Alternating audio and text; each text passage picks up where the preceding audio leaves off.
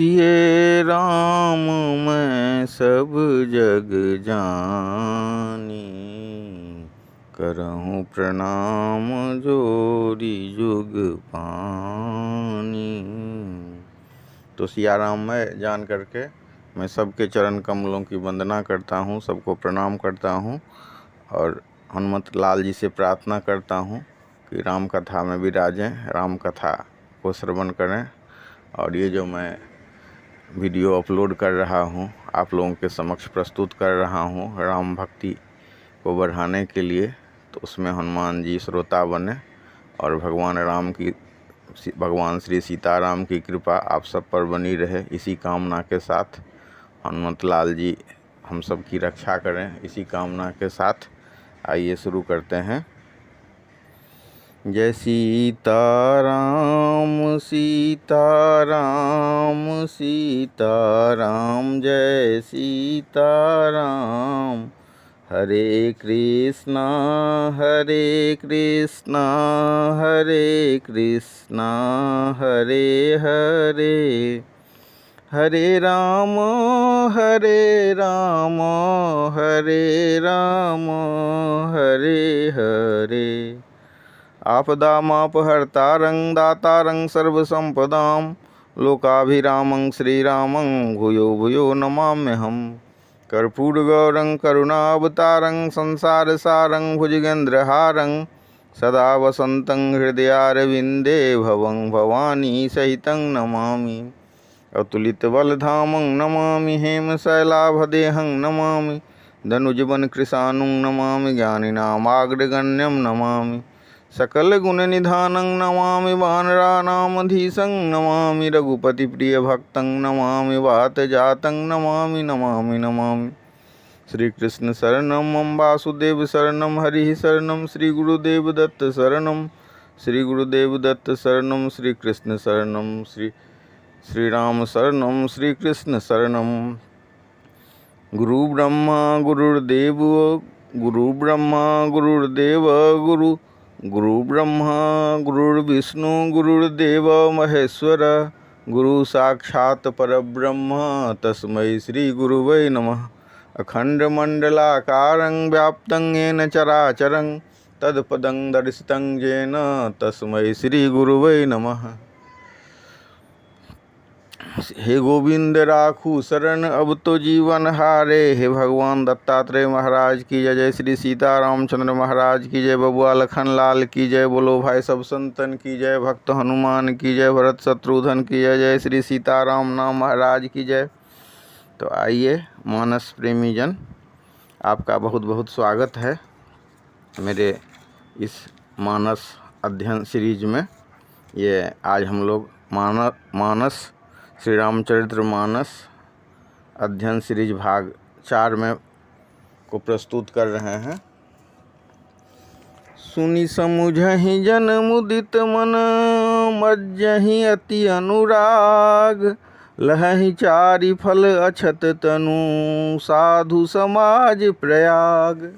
अब गोस्वामी जी कहते हैं कि ये संत समाज रूपी जो तीर्थराज है, उसके प्रभाव से, उसमें गोता लगाने से, उसमें स्नान करने से इस शरीर के रहते ही अर्थ धर्म और काम मोक्ष की प्राप्ति होती है। तो आइए समझते हैं कि सनातन धर्म के हिसाब से जीवन के 4 उद्देश्य हैं, या यूँ कहें कि सनातन धर्म के हिसाब से जीवन के 4 ही उद्देश्य हैं। वो उद्देश्य हैं अर्थ धर्म काम और मोक्ष की प्राप्ति। अब अर्थ प्राप्ति के लिए इतने तरह के बिजनेस उद्यम और कार्य की आवश्यकता होती है। पढ़ाई से लेकर कमाई तक सारा काम लोग अर्थोपार्जन के लिए ही करता है। इसमें उद्यम की कमी होने पर संकुचित ढंग से अर्थोपार्जन नहीं हो पाता है। अर्थात अगर उद्यम समुचित ढंग से नहीं हो, ठीक ढंग से हम काम नहीं करें, उद्यम नहीं करें, तो हमारा अर्थोपार्जन भी सही ढंग से नहीं होगा, समुचित ढंग से नहीं होगा। एक हिंदी के बहुत जाने माने कवि हुए हैं सूर्यकांत त्रिपाठी निराला, तो वो लिखते हैं कि मैं जानता था अर्थोपार्जन उपाय, पर बना रहा संकुचितों काय, मैं अलखता अनर्थ आर्थिक पथ पर, हारता रहा स्वार्थ समर। तो इस हिसाब से अगर हम देखें कि अर्थोपार्जन अगर ठीक से नहीं हो तो जीवन के युद्ध में, जीवन के समर में, जीवन के लड़ाई में हम पराजित होते रहते हैं। तो अर्थ के लिए हम लोगों को धर्म का सहारा लेना पड़ता है। कुछ आदमी अर्थ के लिए अनर्थकारी काम कार्य भी करने लगते हैं, अधर्म का भी सहारा लेते हैं। तब अगर अर्थोपार्जन अनैतिक ढंग से हो तो फिर आगे की जो सिद्धि है वो कठिन हो जाएगी। भगवान जो है उसमें उसकी पुष्टि नहीं करेंगे। तो नैतिकता पूर्वक हिंदू धर्म में, सनातन धर्म के परंपरा में साधक, साध्य और सिद्धि तीनों के पवित्रता का विचार किया जाता है। तो अर्थोपार्जन हमको करना है, अर्थ की प्राप्ति करनी है, अर्थ कमाना है, पैसा कमाना है, धन उपार्जन करना है। लेकिन कैसे करना है? तो अर्थ की प्राप्ति के लिए फिर हमको धर्म का सहारा लेना है, धार्मिक ढंग से अर्थ की प्राप्ति करनी है। तो अर्थ के लिए धर्म का सहारा लेना पड़ता है या लेना चाहिए। फिर धर्म के द्वारा अर्थ की प्राप्ति करनी है और फिर दोनों के प्राप्ति के पश्चात काम को साधना है। इस तरह जब जीवन में अर्थ, धर्म और काम समुचित ढंग से उपलब्ध हो तभी मोक्ष की प्राप्ति हो पाती है। या ये भी नहीं कह सकते हैं कि तीनों की प्राप्ति हो जाने के बाद मोक्ष की प्राप्ति होगी ही, क्योंकि कभी कभी मोक्ष प्राप्त की इच्छा भी मोक्ष प्राप्ति में बाधक बन जाता है। एक छोटा सा विचार, एक छोटी सी लिप्सा, एक छोटा सा जो भाव है वो भी बाधा बन सकता है, वो भी आड़े आ सकता है। तो ये मोक्ष भी भक्ति मार्ग में तो श्री रघुनाथ जी का ही कृपा है। रघुनाथ जी ही भक्ति देते हैं, वही मोक्ष भी देते हैं, वही जीवन भी देते हैं। अब हनुमान जी को अमर बनाए हुए हैं कलयुग में लोगों की रक्षा के लिए, आशीर्वाद के लिए, श्री राम कथा के श्रवण के लिए। तो इस हिसाब से हम समझ सकते हैं कि अगर रघुनाथ जी की कृपा हुई, सीताराम जी की कृपा हुई, और अगर हम सिस्टम की बात करें तो ये सिस्टम की बात है कि अर्थ के द्वारा धर्म, धर्म के द्वारा अर्थ, फिर दोनों के प्राप्ति के पश्चात काम की साधना। इस तरह जब जीवन में अर्थ, धर्म और काम समुचित ढंग से उपलब्ध हो जाएगा तब अंतिम में मोक्ष की प्राप्ति। तो ये एक सिस्टम की बात हुई। अब सिस्टम में थोड़ा सा लोचा भी हो सकता है, थोड़ी सी गड़बड़ी भी होगी। तो फिर इसमें जो साधन, साध्य और साधक, उसमें सामंजस्य का अभाव हो जाएगा और फिर मोक्ष प्राप्ति मुश्किल हो जाएगी। तो इसीलिए कई जो भक्त लोग हैं वो मोक्ष की कामना ही नहीं करते हैं, वो तो देह की कामना करते हैं कि देह रहे तो भगवत भजन हो। और फिर भगवत भजन से क्या होगा? तो भगवत भजन से संत मिलेंगे और संत रूपी जो ये प्रयाग, संत समाज रूपी जो तीर्थराज प्रयाग हैं, तीर्थराज हैं, तो उसमें हम गोता लगाएंगे। उसको प्राप्ति के बाद उसमें हम स्नान करेंगे, रमन करेंगे। और उसके बाद क्या होगा? तो शरीर के रहते ही धर्म, अर्थ, काम और मोक्ष चारों फल की प्राप्ति हो जाएगी। और अगर हम सिस्टम से करें, अपने पुरुषार्थ से करें, हम अपने कर्म से करें तो कभी भी हम डिग सकते हैं। कई बार हम जानते हैं कि पुरुषार्थ जो है परिक्रमा से परास्त हो जाता है।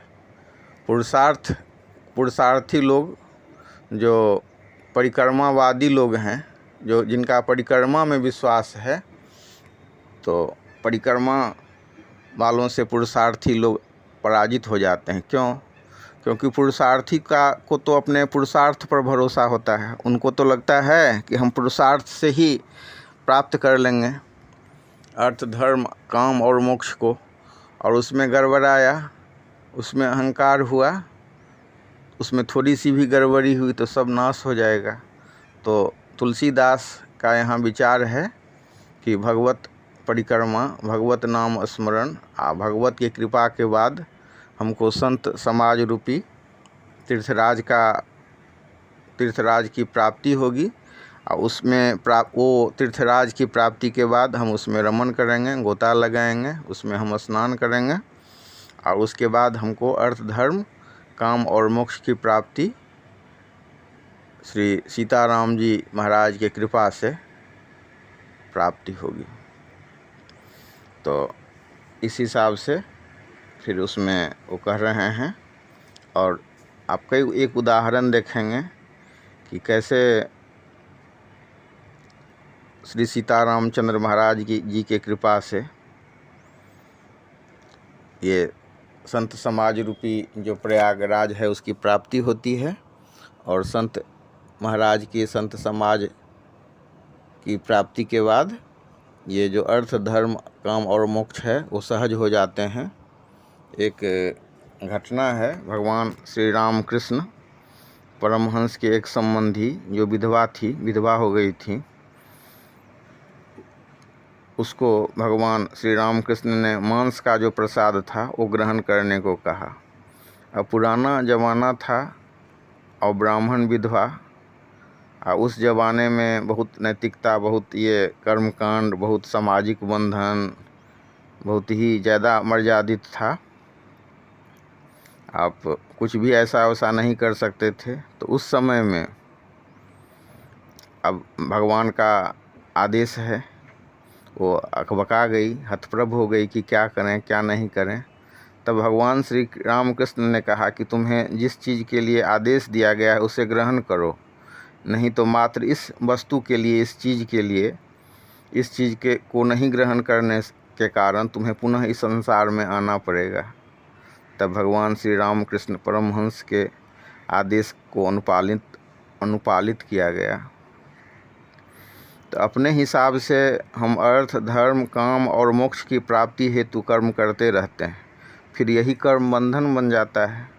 लेकिन जब संत समाज रूपी तीर्थराज का प्रभाव होता है, संत का सानिध्य मिलता है, तो हमारा कर्म विकर्म बन जाता है।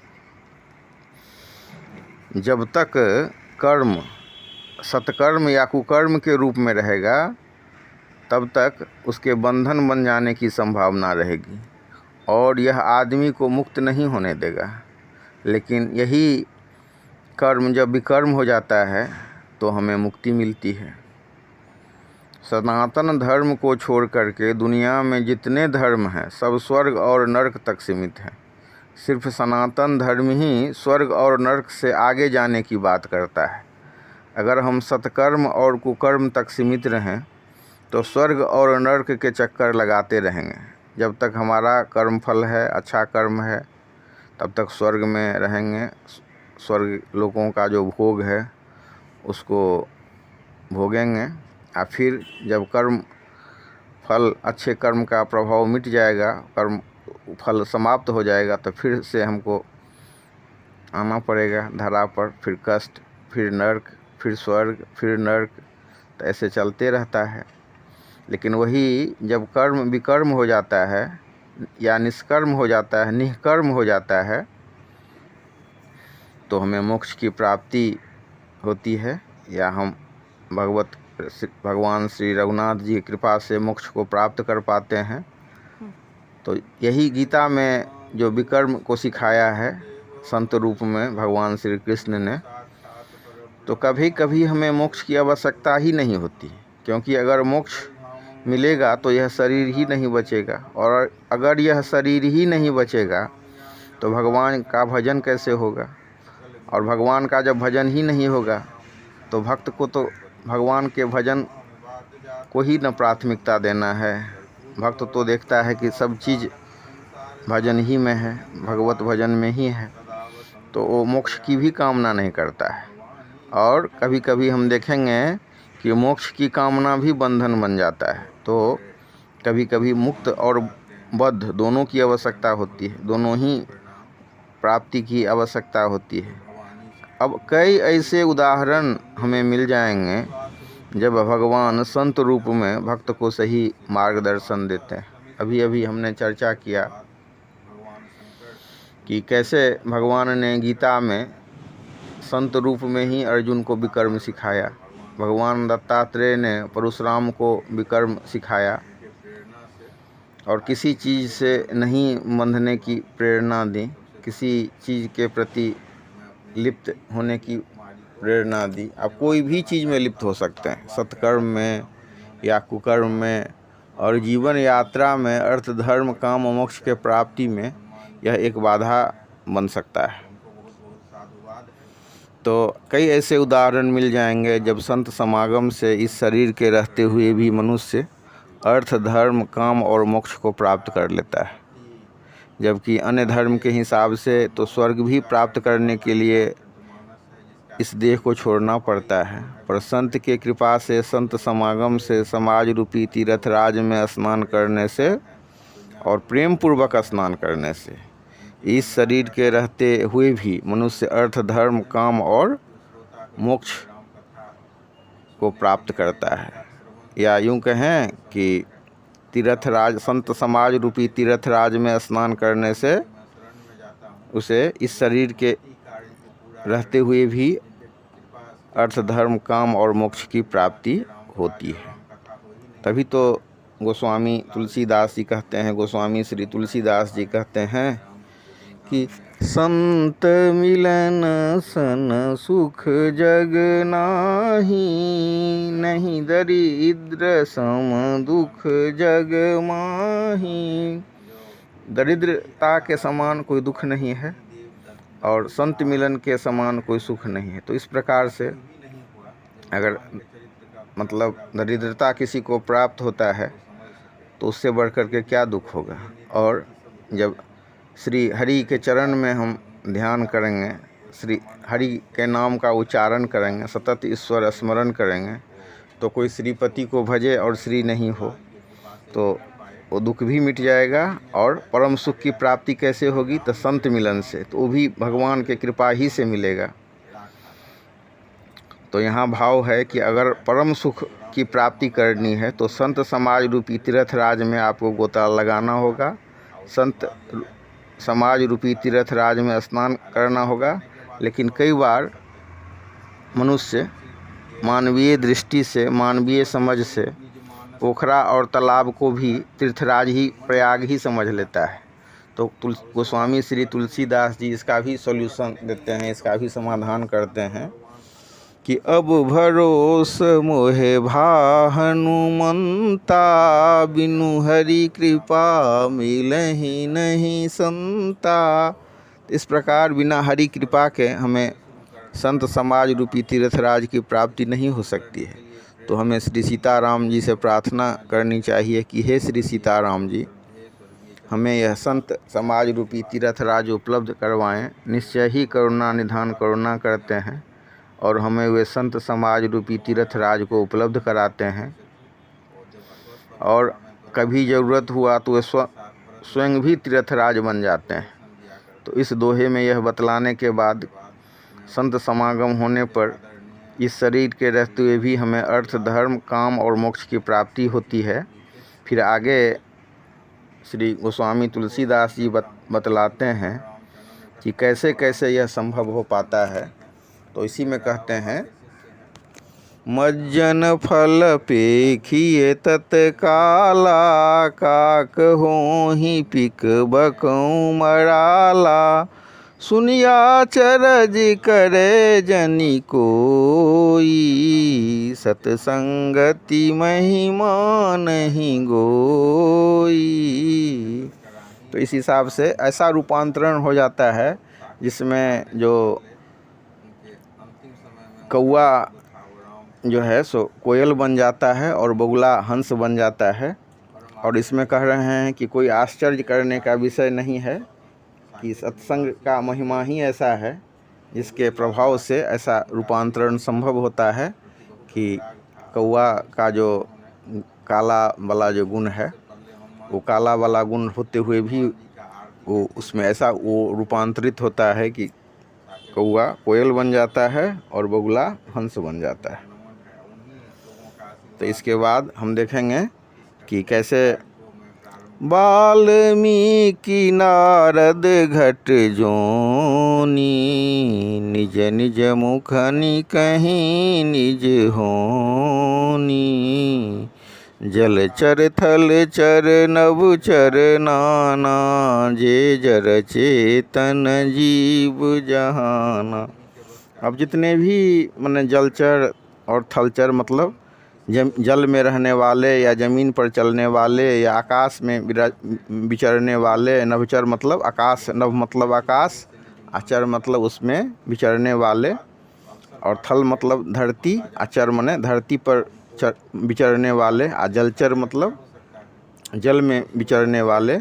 तो जितने जलचर, थलचर और नभचर हैं, धरती पर चलने वाले, जल में रहने वाले, जल में विचरने वाले, धरती पर रहने वाले और आकाश में विचरने वाले, वो सारे के सारे जो जड़ चेतन इसमें जितने भी जीव हैं, वो जो जीव हैं उसमें से जो भी जहाँ भी जो मतलब सद्गति, विभूति या ऐश्वर्य पाए हैं, तो सब सत्संग का ही प्रभाव है। और अपने अपने मुख से वाल्मीकि जी, नारद जी और अगस्त्य जी इसका बखान करते हैं, अपने जीवन वृत्तांत के माध्यम से यह बतलाने की कोशिश करते हैं।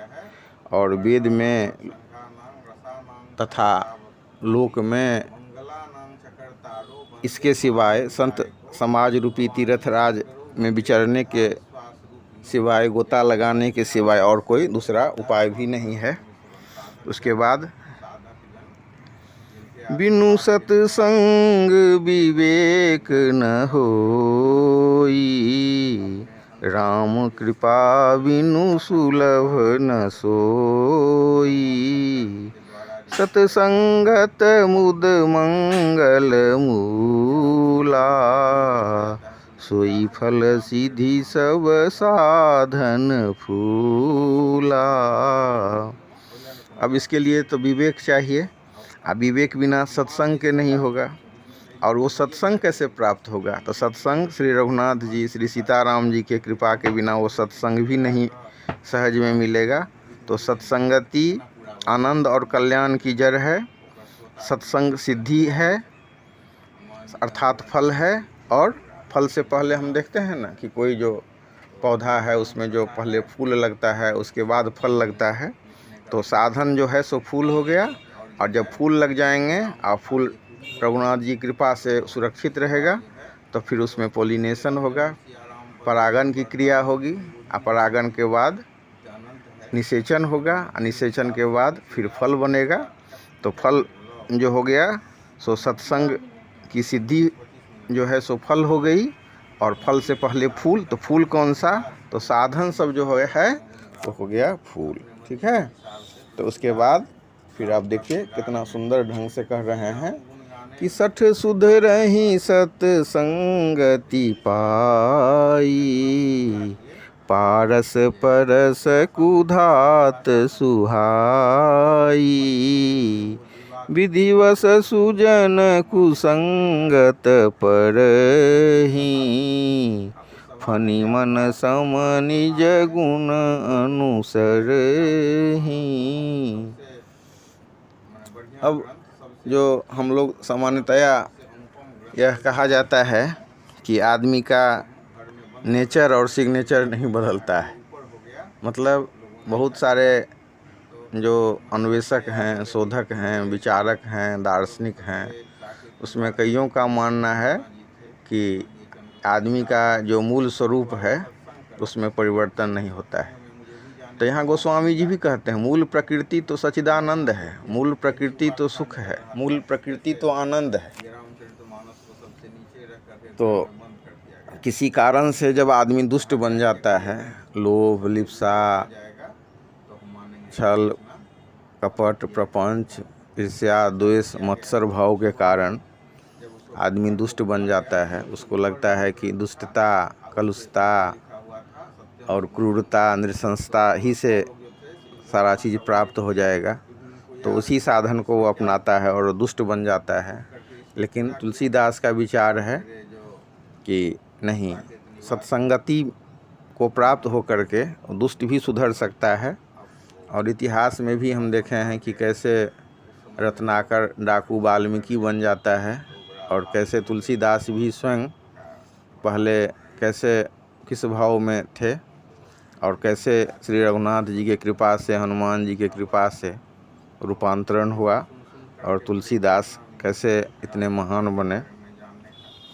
तो इस चौपाई के माध्यम से तुलसीदास कहते हैं कि अगर किसी कारण से, विधि के विधान से, दैव योग से कभी कोई सज्जन, अगर दुष्ट तो सत्संगति पा करके अच्छा बन ही जाते हैं, लेकिन अगर विधि विधान से अगर कोई सज्जन भी कुसंगति में पड़ गए तो कुसंगति का उन पर ऐसे ही असर नहीं पड़ता है जैसे चंदन विष व्यापत नहीं लपटत रहत भुजंग। जैसे अगर चंदन का वृक्ष है उस पर जो इतने सारे सांप लपटे हुए रहते हैं, तो उस चंदन की जो शीतलता है, उसका जो गुण है, उसका जो सुगंध है, उस पर सर्प विष के कलुषता का, उसके दुर्गुण का कोई प्रभाव नहीं पड़ता है। उसी हिसाब से दैव योग से कभी अगर सज्जन कुसंगति में फंस भी गए, अगर उनको कुसंगति में जाना पड़ गया दैव योग से, तो भी जैसे सांप का संसर्ग पा कर के भी मणि दूषित नहीं होता है, मणि विषाक्त नहीं होता है, मणि विष को ग्रहण नहीं करता है, उसी हिसाब से ये जो सज्जन पुरुष हैं वो संगति के प्रभाव में नहीं आते हैं, उसका प्रभाव उन पर नहीं पड़ता है। और जैसे मणि सांप के शरीर में रहने के बावजूद भी अपना प्रकाश देने का गुण नहीं खोती है, उसी हिसाब से सज्जन पुरुष भी लोगों पर कृपा करने का, परोपकार करने का, सहृदयता बरतने का जो उनका गुण है सज्जन पुरुष का, उस गुण में कोई कमी नहीं आती है। तो इस हिसाब से हम देखेंगे कि कैसे तुलसीदास, श्री गोस्वामी तुलसीदास जी ने सत्संगत के महिमा का बखान किया है। विधि हरिहर कवि को विद्वानी, कहत साधु महिमा सकुचानी, सो मोसन कही जात न कैसे, साक बनिक मणि गुण गण जैसे। अब तुलसीदास जी यहीं नहीं रुकते हैं, संत समाज का बखान करते हुए कि कैसे इस शरीर में रहते हुए संत समाज रूपी जो तीर्थराज है उसमें गोता लगाने से कैसे इस शरीर में रहते हुए भी हमें अर्थ, धर्म, काम और मोक्ष की प्राप्ति होती है। इसको अनेक उदाहरणों से स्पष्ट करते हुए श्री गोस्वामी जी अब आगे कहते हैं कि संत का जो महिमा है, संत महिमा का वर्णन कौन कर सकता है। ये सामान्य आदमी की तो बात छोड़िए, अपने बारे में वो कहते हैं कि मैं तो सब्जी बेचने वाला जैसा आदमी हूँ और बखान कर रहा हूँ मणि का, और जो रत्न है उसके बारे में बखान कर रहा हूँ। तो ये जो साग सब्जी बेचने वाला मणि के गुण को कैसे बखान कर सकता है।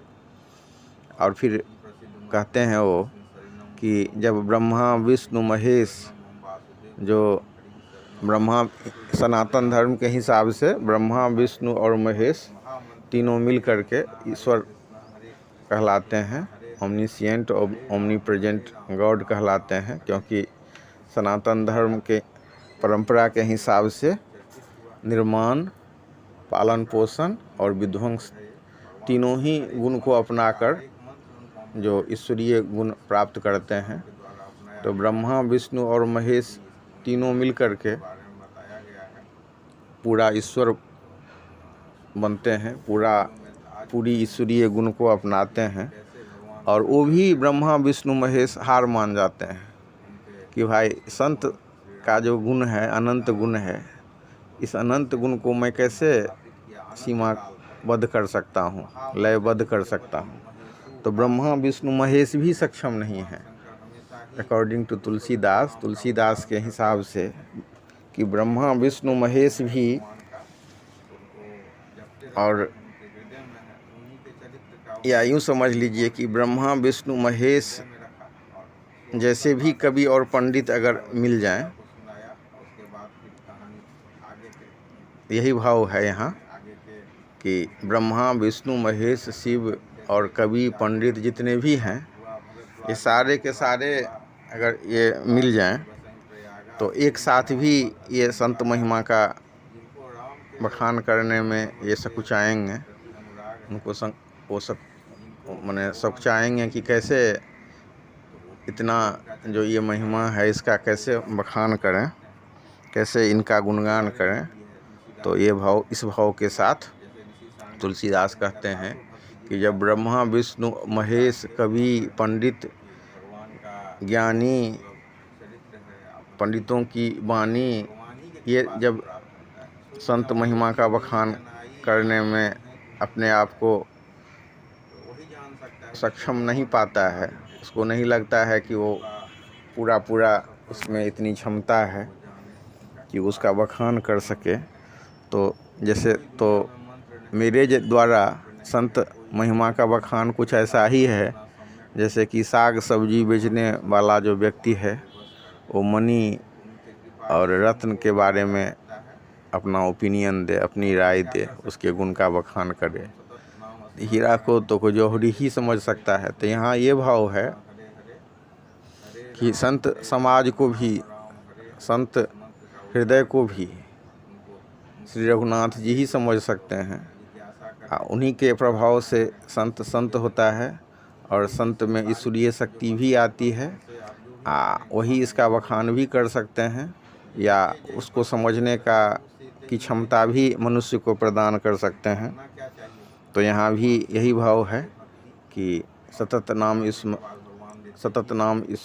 स्मरण, सतत ईश्वर स्मरण, श्री रघुनाथ जी का हम स्मरण करें कि वो हमें तीर्थ राग जो प्रयाग हैं, संत समाज रूपी तीर्थ राग प्रयाग हमें प्रदान करें और इसके प्राप्त होने के बाद हमारा शोक ताप संतप्त दुख कष्ट सब मिल जाए और हमारा जो मूल स्वरूप, जो आनंदमय स्वरूप है, सच्चिदानंद स्वरूप है, जो भगवान का स्वरूप है, वो प्राप्त हो। सच्चिदानंद स्वरूपाय श्री कृष्णाय नमो नमः। तो जो श्री कृष्ण का, श्री राम का, श्री रघुनाथ जी का, श्री सीताराम जी का जो सच्चिदानंद स्वरूप है वो प्राप्त हो। तो ऐसी वो प्रार्थना करते हैं। फिर बहुत अच्छा से आगे इस दोहा के माध्यम से वो कह रहे हैं तुलसीदास जी, बंदौ संत समान चित, हित अनहित नहीं कोई, अंजलिगत शुभ सुमन जिमी, सम सुगंध कर दो। वो कहते हैं कि संत को मैं प्रणाम करता हूँ जिनके चित्त में समता है। मतलब जैसे अब देखते हैं ना कि सूर्य की जो किरण है तो उसमें वो नहीं देखता है कि वो पैखाना है कि सुगंध है कि खुशबू है कि नाला का पानी है कि गंगाजल है, गरीब की झोपड़ी है कि अमीर का महल है, सब पर वो समान रूप से वो बरसाता है। ऐसा नहीं होता है कि झोपड़ी है तो उस पर वो उसकी किरण नहीं पड़ेगी और महल है तो उसी पर पड़ेगा, या मतलब जो नाला का पानी है तो उस पर उसकी किरण कम पड़ेगी और जो गंगाजल है उस पर ज़्यादा। तो ये भाव सूरज के पास नहीं होता है। उसी हिसाब से अगर हम देखें तो संत भी में समभाव है, समता का भाव है। न कोई उनके लिए मित्र है न शत्रु है, सब पर वो समान ढंग से कृपा करते हैं। जैसे मतलब हम पुष्पांजलि लेते हैं ना, अपने अंजलि में अपने हाथ में, दोनों हाथों में पुष्प लेते हैं तो उसको कौन तोड़ा ये फूल विचार नहीं करता है। अगर कोई दुष्ट आदमी अपने हाथ में फूल को ले, पुष्प को ले और पुष्प सुगंधित हो, तो ऐसा नहीं है कि जो अच्छा आदमी है, जो सज्जन पुरुष है, सत्पुरुष है, उसी के हाथ को वो पुष्प सुगंधित करेगा, और जो दुष्ट है उसके पुष्प उसके हाथ को सुगंधित नहीं करेगा। जहाँ पर जिस अंजलि में, जिस हाथ में, जिस कर में पुष्प को लिया जाए, वो पुष्प क्या करता है, तो अपना गुण वहाँ पर जाहिर करता है, उस हाथ को, उस कर को सुगंधित कर देता है।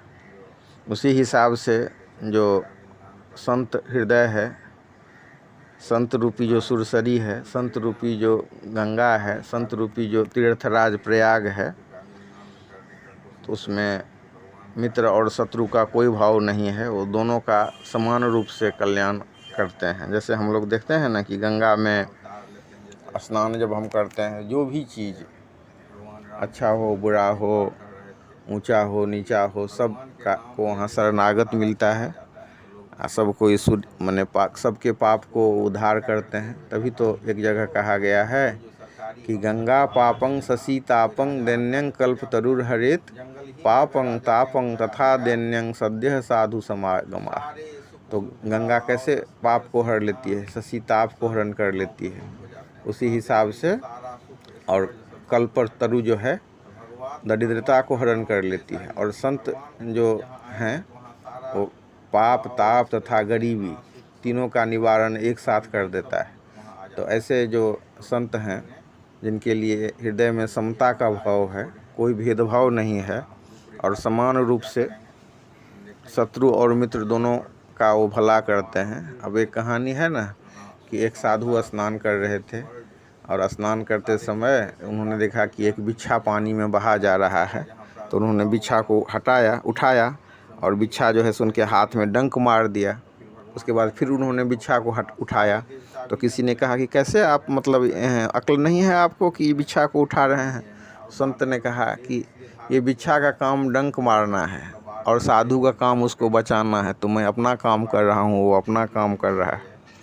उसके बाद फिर तुलसीदास जी कहते हैं कि संत सरल चित जगत हित, जानी सुभाव स्नेहु, बाल विनय सुनि करी कृपा, राम चरण रति देहु। मतलब संत का जो हृदय होता है वो अत्यंत सरल होता है। सरल हृदय के स्वामी होते हैं और जगत के हितकारी होते हैं। तो उनका जो ऐसा स्वभाव है और उनका जो स्नेह है, उसको जान करके वो संत हृदय को प्रणाम करते हैं, संत महाराज को प्रणाम करते हैं, और कहते हैं कि बाल विनय, जैसे बच्चा का जो वाणी होता है उसको सुन करके माता पिता आह्लादित होते हैं, उसी हिसाब से उन श्री गोस्वामी तुलसीदास जी के बाल विनय को सुन करके और श्री राम जी के चरण में उन्हें प्रीति दें। तो ये भाव, इस भाव के साथ प्रार्थना करते हैं संत महाराज से कि मतलब हे संत महाराज, आप तो, आपका हृदय सरल है, आप जगत के हितकारी हैं। जगत के जो आप हितकारी हैं, तो इस हिसाब से आप में कोई भेदभाव भी नहीं है। और मेरा जो ये बाल विनय है, जैसे कैसे माता पिता को अपने जो पुत्र का जो अटपटी वाणी है, वो वाणी भी मतलब बुरी नहीं लगती है, उस वाणी को भी बड़ा प्रेम पूर्वक सुनते हैं। तो कह रहे हैं, हे संत महाराज, हे संत भगवान, हे संत समाज रूपी प्रयागराज, मेरे बाल विनय को सुन करके आप कृपा करें, और फिर हमको राम चरण में जो है प्रीति है, राम चरण में जो स्नेह है, वो हमको दें। अब यहाँ हम लोगों ने देखा कि देने में तो जो संत समाज है, संत समागम है, वो सारा चीज़ दे सकता है। कुछ भी अदेय नहीं है, कुछ भी अनुपलब्ध नहीं है, कुछ भी असंभव नहीं है। लेकिन तुलसीदास अर्थ धर्म काम मोक्ष नहीं मांग रहे हैं। वो क्या मांग रहे हैं? तो कहते हैं कि राम चरण में प्रीति दीजिए। तो भक्ति मार्ग का यही भाव है, भक्ति मार्ग का यही भाषा है कि आपको जब सब चीज़ मिल भी रहे तो आप भगवान के चरण में प्रीति मांगें, भगवान से भक्ति मांगें। और भगवान श्री राम कृष्ण परमहंस भी कहते हैं कि आप ईश्वर सब कुछ देने में सक्षम है, ईश्वरीय कृपा से कुछ भी असंभव नहीं है, लेकिन आप जो है ईश्वर से ईश्वर को ही मांगिए। स्वामी विवेकानंद भी अपने कंप्लीट वर्क में यही भाव दोहराते हैं। और भी जितने लब्ध पुरुष हुए हैं, सिद्ध पुरुष हुए हैं, भगवत तत्व को प्राप्त हुए हैं, तो उनको लगता है, उन्होंने अनुभव किया है कि ईश्वर के सामने में रह करके जब विराट ईश्वर उपलब्ध हैं तो तुच्छ चीज़ को क्या मांगा जाए। जब पूरा संसार, पूरा आकाश उपलब्ध हो तो उसमें हम मुट्ठी, ऐसे जैसे तरहत्थी पर हम हाथ रख लें तो क्या होगा, पूरा आकाश हमारे तरहत्थी पर आ जाएगा। और अगर हम मुट्ठी को मूंद लें तो क्या होगा, एक मुट्ठी ही आकाश ले पाएंगे। उसी हिसाब से हम देखते हैं कि समुद्र में जल कितना सारा है, और चिड़ियाँ अगर उसमें से पानी लेने जाए तो एक चोंच ही पानी वो ले सकती हैं चिड़ियाँ। तो तुलसीदास प्रार्थना करते हैं कि भगवत चरण में भक्ति दीजिए, भगवत चरण में स्नेह दीजिए, भगवत चरण में प्रीति दीजिए, क्योंकि उनसे तो बड़ा कुछ है नहीं। वो मिलने के बाद सब चीज़ मिल जाएगा। अगर आपको ईश्वरीय भक्ति मिल गई, ईश्वरीय चरण में प्रीति मिल गई, श्री रघुनाथ जी के, श्री सीताराम जी के चरण में प्रीति मिल गई, तो कुछ भी बचा नहीं। इस भाव से तुलसीदास, ये हम लोग ने देखा कि दोहा 2 से लेकर के 3 तक में कैसे संत समागम पर विचार किया है, और कैसे उसके महिमा को बताया है, और कैसे उनकी कृपा होती है उसको बताया है। और उसके बाद वो प्रार्थना कर रहे हैं कि आप हम पर कृपा कीजिए। तो वीडियो देखने के लिए बहुत बहुत धन्यवाद। श्री रघुनाथ जी की कृपा हम लोगों पर बनी रहे, श्री रघुनाथ जी हम पर कृपा करें और ये भक्ति का भाव दें।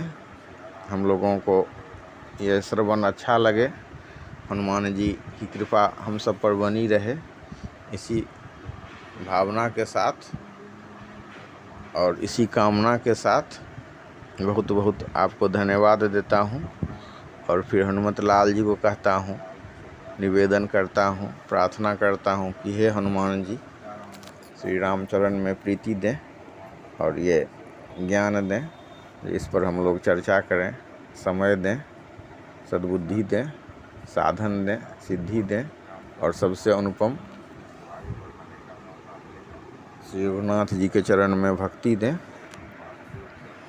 फिर आगे हम मौका मिलेगा तो देखेंगे कि कैसे दुष्ट जन को भी प्रणाम करते हैं तुलसीदास। अगले दोहा में, अगले चौपाई में इस पर विचार होगा कि कैसे जो दुष्ट आदमी है कैसे लोगों को डैमेज करता है, कैसे नुकसान करता है, उस पर चर्चा किए हैं कि कैसे जो मतलब दुष्ट स्वभाव के लोग करते हैं तो उनका भी प्रणाम करते हैं।